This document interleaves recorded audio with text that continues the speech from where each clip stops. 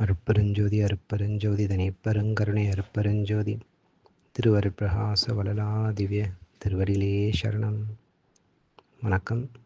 இன்றைக்கு நாம் சிந்திக்கக்கூடிய அகழ்வரிகள் 83, 84 அகழ்வரிகள்.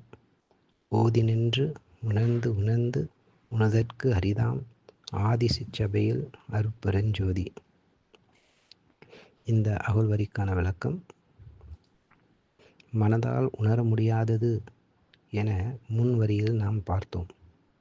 படித்தும் உணர முடியாதவன் இறைவன் என இந்த வரியில் கூறப்படுகின்றது. வேதங்கள், ஆகமங்கள், புராணங்கள் முதலிய கலைகள் இறைவனை பற்றிய விளக்கங்களை எவ்வளவு தர முடியுமோ அவ்வளவும் தருகின்றன. கல்வி அறிவினால் இந்த நூல்களை எல்லாம் படித்து இறைவனை உணர முற்பட்டோமானால் எவ்வளவுதான் படித்தாலும் எவ்வளவு உணர்ந்தாலும் முழுமையாக இறைவனை உணர முடியாது.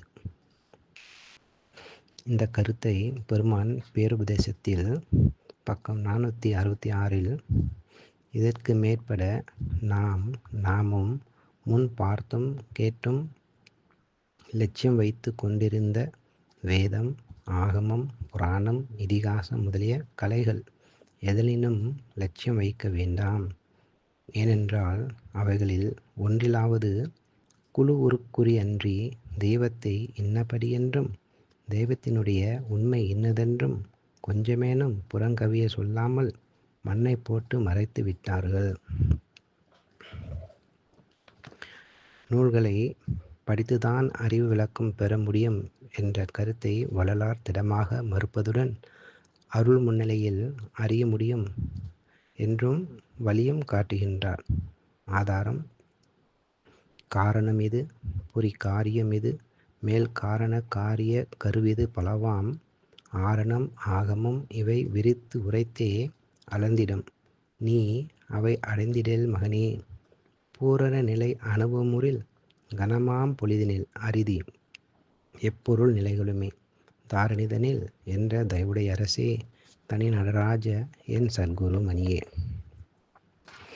அருட்பெருஞ்சோதி ஆண்டவர் விளங்குகின்ற சிற்சபையோ முன்னதாகவே தோன்றியதாகவும் முன்னதாகவே விளங்குவதாகவும் இருந்து நூல் அறிவினால் உணர முடியாத சிற்சபையில் விளங்குகின்ற அருட்பெருஞ்சோதி ஆண்டவரே என்பது இந்த வரியின் திரண்ட கருத்தாகும்.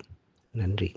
அருட்பெருஞ்சோதி அருட்பெருஞ்சோதி தனிப்பெருங்கருணை அருட்பெருஞ்சோதி திருவருட்பிரகாச வளலா திவ்ய திருவடிகளே சரணம். ராமலிங்கா அபயம், ராமலிங்கா அபயம், ராமலிங்கா அபயம் அபயம்.